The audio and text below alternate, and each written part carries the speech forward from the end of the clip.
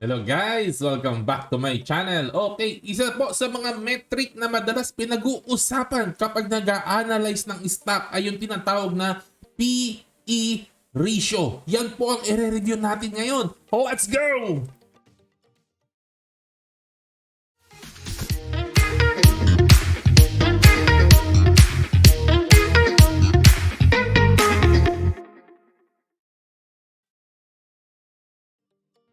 Welcome back! Ayan, matagal ko na pong gustong reviewin po ulit itong PE ratio po, no? Kasi madalas po natin naririnig po ito, no, sa mga nag-a-analyze ng stock, sa mga bali-balita, sa mga articles sa dyaryo, mga ganyan po, no? Pag pinag-uusapan, laging nabubulat-lat po itong PE ratio po na to. Kaya gusto ko pong balikan po ito para mas maintindihan po natin, no? Eksakto naman po, no, na tinanong po ni Sir AI Michael Mendoza. Siguro magaling sa artificial intelligence po ito, no? Na isa po siyang graduate at nag-uumpisa pa lang po siya ng electronics communication at nag-uumpisa pa rin siya sa investing. At gusto niya pong itanong sa akin, ay paliwanag ko raw po ang PE ratio. Saktong-sakto. Ito po naisip ko talaga na ipaliwanag sa inyo ngayong araw po na to, no? Okay.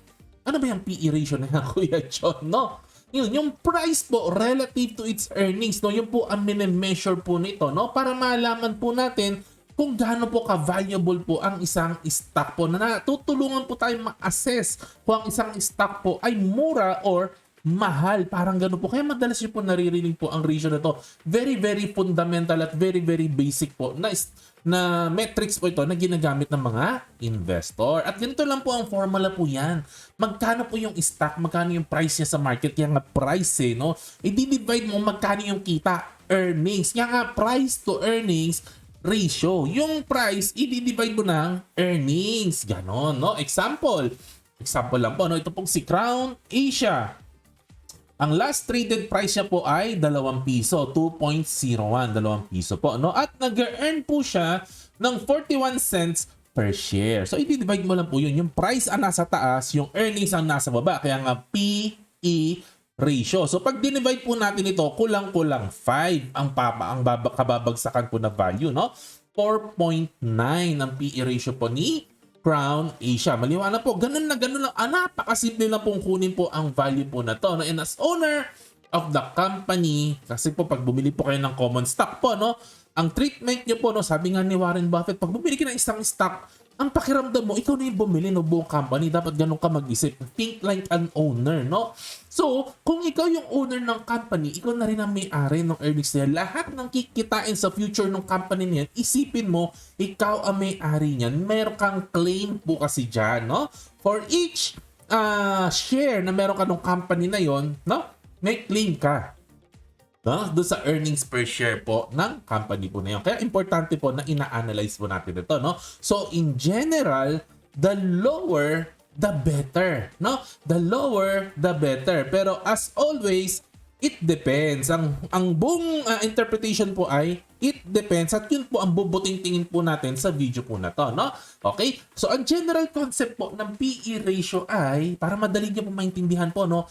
Ilang taon bago ka ROI. Kasi po sa inyo po, marami na po nga mga investment na inalok sa inyo, mga kumpare po ninyo, mga kung sino-sino nag-aalok. So, pag ini-explain nila sa inyo, oh, pare, no? In 2 years, ROI ka na. In 3 years, ROI ka na. In 6 months, ROI ka na. Yun ang ibig pong sabihin nito. Ilang taon bago ka ROI. In general po, hindi po lagi. In general, pwede mong ganito isipin ang PE ratio. Okay, no? So, imagine nyo lang po, no? Na may isang company, may isang stock na kumikita ng piso per share, no? At constant. Ito na ang kikitain niya habang buhay, no? Piso per share. At kung nabili mo itong stock po na to, no? At a price of 10, no? Nabili mo siya 10 pesos, no? PE of 10, no? So, balik taya ka na in 10 years. Kung nabili mo siya ng 10 pesos, balik taya ka na in 10 years. Yun po yung ibig po sabihin natin na ilang taon bago ka ROI. Ngayon, kung nadali mo naman to ng mas mura-mura na presyo, no? Nabili mo to sa presyo na 8 pesos per share, so PE of 8. So, ibig pong sabihin, balik taya ka na in 8 years, no? Maliwanag po ba? 8 taon, balik taya ka na. Kaya ibig pong sabihin natin, the lower the better, kasi mas maigsi yung panahon na aantayin mo bago bumalik yung taya mo by way of earnings, no? Pero marami pong considerations po kayong kailangan isipin. Hindi po ganun kadiretso po yan, no? Ang unang-una, syempre, of course, pinaka-importante po sa lahat, yung tinatawag na growth potential. Gaano kalakas mag-grow ang company po na ito. Or baka hindi nag-grow, no? So imagine niyo po, yung kaninang hypothetical company po, no? Kumikita siya ng piso, no? So in 10 years, no, kung piso at hindi nag-grow ang company, hindi nagde-decline, in 10 years, 10 pesos ang kinita mo. 10 pesos ang kinita mo. So baliktaya ka na in 10 years, no? So nabili mo siya ng PE ratio of 10, baliktaya ka na in 10 years. Ngayon, isipin naman po natin, no, kung nag-grow yung earnings siya ng 10% year after year, no? Ito, nakita niyo po sa baba, no? Dahan-dahan umaangat. Dahan-dahan umaangat yung earnings mo kada umaano yung taon habang dumadaan yung mga taon, no? In 10 years, may 2 pesos per share na kinikita nito. So kung ito total mo lahat po na yan, no? Total mo lahat yan, in 10 years, 16 pesos ang baliktaya sa'yo. 16 pesos ang babalik sa'yo. So, kahit nabili mo to na mas mataas na PE ratio of 16, nabili mo to ng 16 pesos per share, at nung unang-unang taon, kumita lang siya ng piso, so ang PE ratio mo ay 16, okay lang, baliktaya ka rin in 10 years. So kaparehas lang dito sa no growth, no? Na gano'n po. Baliktaya ka na in 10 years kahit nabili mo siya ng mas expensive na price, nabili mo siya ng mas mataas na PE ratio. At kung 12% po ang growth po niyan, no, in 10 years, 18 pesos po, no, ang bumalik na po sa iyo, no, by way of earnings. So even kung nabili mo siya at high PE of 18, no, kasi 18 divided by 1 is 18, baliktaya ka na rin in 10 years. Ayun po, ibig ko pong sabihin, everything evens out, no? Kaya po, yung mga companies po na mabilis mag-grow, mapapansin po ninyo, mas mataas po ang PE ratio po ng mga iyan. Kasi investors are willing to pay more. Kasi mabilis lumago, ganun din naman babalik din po in a short amount of time ang pera na nilabas po nila. Maliwanag po ba? Ayun. So, example lang po, no? In the past, no, mid-2010, no, nung nalis yung si Alibaba sa US, hindi po ako nagkakamali po, no, alam ko, pumapahalo ang PE ratio nito ng 40 or something like that. Pero actually, kaya siya na-justify na mataas yung PE ratio na ng mga 40 kasi lumalago po si Alibaba back then, kung hindi po ako nagkakamali. Correct me if I'm wrong, ha? Nag-grow po siya back then ng 50% year after year, no? Kung how many years na 50% ang gino-grow po niya, no? Kaya lang, be careful lang po, no, sa pagpo-project po ninyo. Dahan-dahan lang po. Kasi ang growth po, hindi po yan pare-parehas kada taon. Mahirap pong i-predict, lalo na kung malakas ang growth, ang hirap pong i-predict po niyan. Hindi po kayo pwedeng mag-predict ng forever. Para pong tao din, no? May stages po kasi ang buhay ng tao, may stages din po ang buhay ng company. Kapag bata ang company, halimbawa baby, ang bilis lumaki ng baby. Ang lakas po, bilis-bilis lumaki po niyan, patangkad ng patangkad. Pero at age 25, hindi na po masyadong tumatangkad ang baby, no? Actually, paurong na po. Okay? Alright, maliwanag po ba? Ganun po, ganun din ang company, may stages po yan. Hindi po pwedeng project ka ng project na lang, no? Na puro mat ang ginawa mo. Depende po yan, no? Okay, ngayon, be careful naman po sa mga low PE. Low PE na company, may nakikita ka low PE na company, baka may reason. Kaya low ang PE niya, baka declining po yan. Now, imagine po, no, piso nung unang taon, no? Pero year after year, nagde-decline naman ng 20%, no? So, kung ipo-project po natin ito, in 10 years, itong hypothetical company na nagde-decline ng earnings siya, in 10 years, 4 na piso. 4 na piso lang ang ibabalik sa'yo nito. So, kailangan mabili mo to ng 4 pesos or less. Kasi kung ang binili mo dito, nabili mo to ng more than 4 pesos or PE ratio na bigger than 4, lugi ka in 10 years. Hindi mo mababawi. Hindi mo mababawi kasi nagde-decline. And that is the reason why, no, ang mga declining companies, mababa ang PE ratio. And buying declining stock is not a pleasant experience, no? Reminder ko lang po sa mga bagong investor, kahit gaano kababa ang PE ratio na nakita ninyo, kung nagde-decline naman at consistently nagde-decline, sakit sa ulo po yan. Kahit gaano kamura pa ang sa tingin po ninyo, no? Number 2 consideration po ay debt, utang. Okay, no? Kasi, minsan ito iniisip ng ibang tao, kasi nalaman nila yung growth, no? Ang baba ng PE ratio. Tapos growing yung stock, growing yung earnings, growing yung revenue, lahat nag-grow. Yay! Ito na ang susi ng ikakayaman ko. Okay, relax ka lang, no? Relax ka lang. Halimbawa po, si Cebu Landmaster, no? Ang PE ratio ni Cebu Landmaster ay around 3. Around 3, no? Mga ganyang estimate lang po. First Philippine Holdings, ang PE ratio niya ay around 2. Napakababa po nito. Ang ibig bang sabihin nito, 2 to 3 years, ROI ka na compare sa ibang stock? O, teka lang. Teka lang po, no? Relax ka lang, no? Malalaki po ang utang ng mga stocks po na to. Ha? Okay. So, ibig pong sabihin, kailangan po niya pong i-consider po ito kasi hindi ko naman sinasabi magli-liquidate po ito, no? Pero isipin nyo lang po, during liquidation po ng halimbawa, na bankrupt ang isang company, hindi ko sinasabi ito, hypothetical lang, no? Ang isang company, halimbawa, na bankrupt po siya, ang unang-unang binabayaran po after i-liquidate lahat ng asset po niyan, hindi po yung mga may-ari. Ang unang-unang binabayaran po nito, yung mga creditor, kung kanino po may utang, yung company. At kung may matitira lang, doon lang po mapupunta sa may-ari yung pinag-liquidatean nung lahat ng asset ng company. Priority po ang utang. Priority pong bayaran po yan. So isipin mo po ganito, kapag may binili kang isang stock, you bought a stock, no?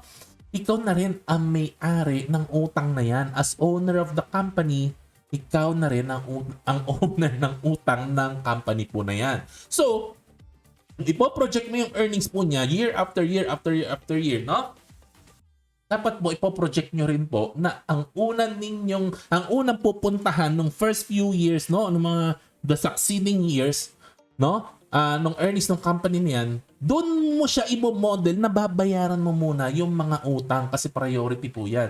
Pag na-cover na po yung mga utang, tsaka pa lang po yung succeeding years na yun, nakita po niya, tsaka pa lang po yun ang magiging rights mo as an owner. Maliwanag po ba? Kailangan mabayaran mo na muna ang mga utang, doon mo muna siya ibabangga sa mga utang bago mo i-project kung alin yung kita na para sa'yo at mapupunta sa iyo. Maliwanag po ba? Sana po, no, na may natututunan po tayo po dito, no. That is why kapag mataas po ang utang ng isang company, mababa po ang PE ratio po niya. Katulad po nila FPH, nila CLI, no. At yung mabababa naman ng utang, mataas ang PE ratio po niya, no. Pero actually po, no, may iba po silang ginagamit po, no, kapag matataas ang utang. Ang ginagamit po ng iba, hindi na po PE ratio but enterprise value divided by the EBIT, no? EBIT. Earnings before interest and taxes ba to? Nakalimutan ko na. Hindi naman ako accountant. Basta ganon. For high debt companies. Ayan, no? Number 3 naman po, no, na considerations po ninyo, yung quality of income. Okay, pag sinabi pong quality of income, marami pong meaning ang quality. Pero sa video po na to, ito po ang ibig ko pong sabihin pagdating sa quality. Gaano ba ka-predictable ang income ng company po na yan? Yung ibig ko po sabihin sa quality, no? Halimbawa po, ang mga mining companies, may pagka-cyclical po ang earnings po niyan. Sometimes mataas ang income, sometimes lugi po ang mga yan. Kasi po, ang presyo po ng mineral sa world market, kung saan nila binibenta, yung mga minimina po nila, nagpa-fluctuate po yan. Minsan maganda. So pag maganda ang presyo ng mineral sa world market, ang laki-laki ng kita nila, tiba-tiba talaga. Ang laki-laki. Kaya lang, may mga times naman na napakababa ng presyo, no? Halimbawa, may glut, may ganun, no? And pag ganun po, minsan lugi pa po. Kung hindi manipis, napakaliit ng earnings, minsan lugi pa. Paano ngayon kung sinisilip mo yung stock niya, ina-analyze mo siya nung period na to, na-tsempohan mo, nasa high income na stage ka. Nandun ka sa time na maganda yung mining company na yan, no? O doon mo nabili mo ng sa ganung price. And then later on, bumagsak after hinawakan mo siya, pagkabili mo siya after a few months or after a year, bumagsak naman yung price ng mineral sa market, bumagsak yung earnings, ayun na, tapos ka na. So, kailangan kino-consider nyo rin po ito, no? So, typically, pag ganyan po mga cyclical companies, mapansin niyo may tendency din po na mababa po ang mga PE ratio po niya. Kasi, investors knows, no, that some businesses are cyclical, no? So, ina-adjust din po nila ang kanilang expectation and you should too. Okay, maliwanag po ba? Another thing po, no, recurring income. Mapapansin po ninyo, mga developers po ng property, mga gumagawa ng mga buildings at binebenta nila, no?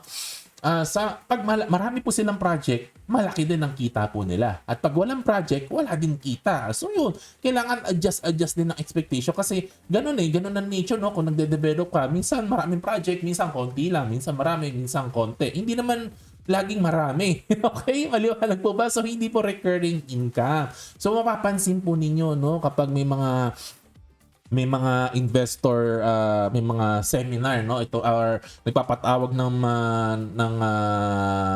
or tawag niya Q&A session, no, itong mga developers ng property, no, may Q&A sila with the investors. Madalas tinatanong ito, anong plano mo para magkaroon ng recurring income ang company ninyo, kasi natatakot yung mga investor na baka dumating yung time na konti yung project. Ayun, so usually kailangan nyo rin i-incorporate po ito sa iniisip po ninyo. I-compare naman po natin, no, kung ang isang pinasukan nating investment ay REIT, no? Ibig sabihin, rental yung income. So may pagka-predictable po ito. Recurring yung income po niya. So mas maganda po kapag ganon, no? Every year may kita ka. So kapag non-recurring yung income, so malaki po ang chance na lower ang PE ratio niya. At kung recurring naman yung income, sometimes, no, or most of the times, mataas po ang PE ratio po niya. Mga general idea lang naman po ito na kailangan nyo pong i-consider, no? At marami pa pong factors po ito. Namili lang po ako ng 3 na malaki po ang impact po talaga. Marami pa po ito, no? Pati industry, mga kung ano-ano pa pong mga may kinalaman po dyan. At iba-iba pa pong mga risk na involved. So hindi po ganong kabilis ang judgment po dito. So in summary, relax lang po, no? Minsan kasi, no, nakakapakinig tayo ng podcast, nakakapakinig tayo ng video, no? At minsan, no, ako kasi biktima ako na ito. Nakikinig ako dati. Pili ko napaka-genius ko kasi natutunan ko yung PE ratio. So naghanap naman ako ng mga low PE. Ito na, mas matalino ko sa inyo lahat. Alam ko yung PE ratio, mga ibang investor hindi nila alam yan. So hanap si tanga na mabababang PE ratio, tapos pinasok ko ng pinasok. O ayan, no, ano tuloy na pala ako? Ay di wala. Okay? Ayun lang po iisipin mo kasi magiging mayaman ka. Relax lang po tayo, no? So may reason po kung bakit mataas ang PE ng ibang stocks at may reason naman kung bakit mababa. It depends po sa buong context po talaga. So, on its own, no, PE ratio is hard to use. On its own, kailangan po combination po ito ng other things, no? It may not tell us if a stock is really cheap or expensive. Depende po talaga, no? And always understand po the business and the whole context using combination of metrics, combination ng maraming metrics at mga qualitative features po ng isang negosyo or stock. Ayun. At sana po may natutunan po kayo sa video po na to. Hanggang dito lang po, no? Again, opinion ko lang po ang lahat na ito from someone na hindi po ako trained sa finance, no? Ito po ay hobby ko lang po. So be careful lang po, no? Bahala na po kayo sa buhay po ninyo. This is just for entertainment lang po. Disclaimer, basahin nyo na lang po, no? Okay, like, subscribe, share, hit the notification bell. Kwentuhan po tayo sa comment section sa baba. To God be the glory. Happy investing. God bless. Bye-bye.